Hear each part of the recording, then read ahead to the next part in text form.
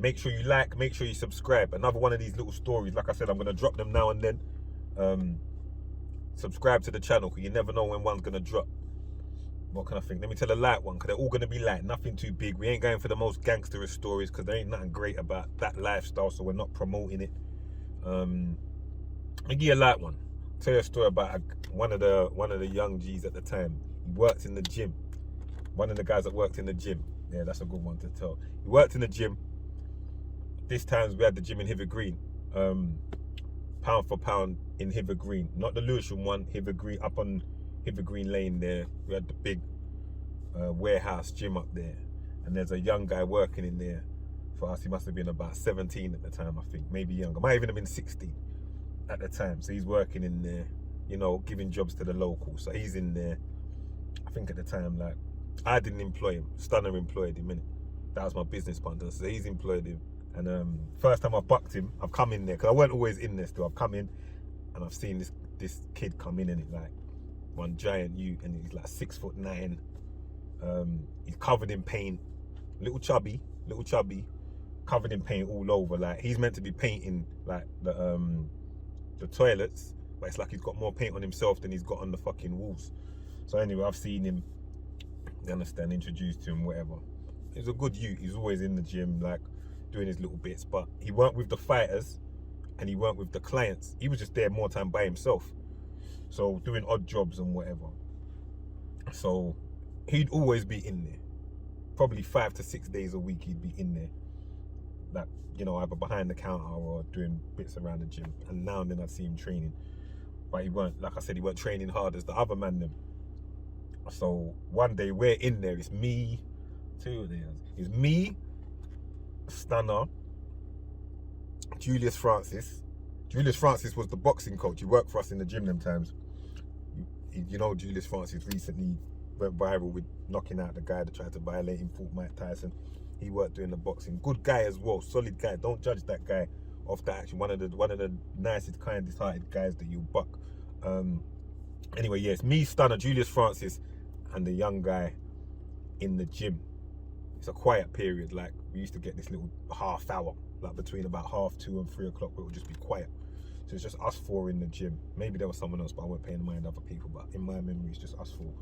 And fucking my young guy there, he just keeps going on and on. I want to spar, I want to spar, I want to spar.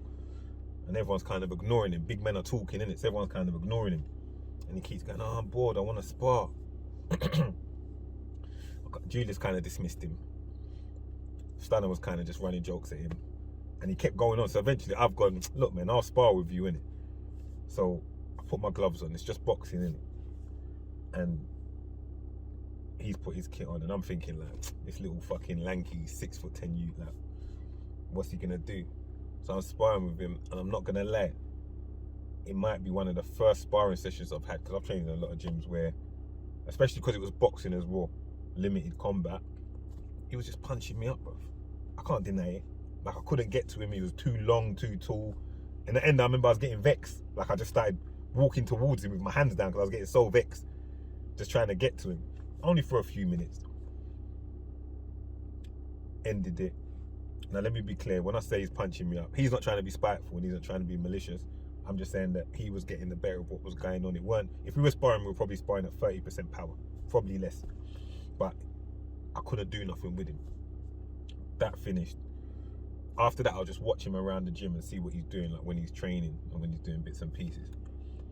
So I'm watching this shoot, and I see that he's kind of separated from the rest of the batch, and he's not getting it in like how they're getting it in. So I came in one day and I called him into the office. He thought he was in trouble, but I called him in and I was like, listen, like, you're a big you, innit? Like, you've got a lot of attributes. He's a southpaw as well, by the way, for those that know what that is. That means he fights in the opposite stance to normal. So like, you've got a lot of advantages. Like, you've got something there. I don't know what it is, but you've got something. I think you could actually be like somebody in this thing. Like, you could be really good if you dedicate yourself to it. You could be really good. And he was like, oh, thanks man, thanks man. You know, when sometimes you can tell like someone ain't heard that kind of belief in them before. So I was like, no, serious, you can be. And I said, from now on, I'm going to try and help you do that. He was like, thanks. I said, it's a Stunner. I said, Stunner, this you. I think there's something about him. Stunner said, no, there's not.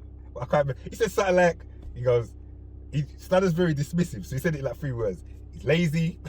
He don't want to put no work in, and he ain't got the heart. I was like, he's got it. Just give him a chance. He goes, okay, we'll see. So anyway, so said, so done. We started working with him a piece more. Started building him up now and then, testing him out. Stunner threw him to the wolf. Stunner threw him into a sparring session with one brother, Carl Kinslow, who at the time is like an MMA champion. He threw one of our other guys first. I won't name him. This other guy's a giant, 6'7", and he's been fighting for a while, like pro. He should be on it, but Carl beat him from pillar to post. That guy quit. Get me out of here, innit? Then we put Palms.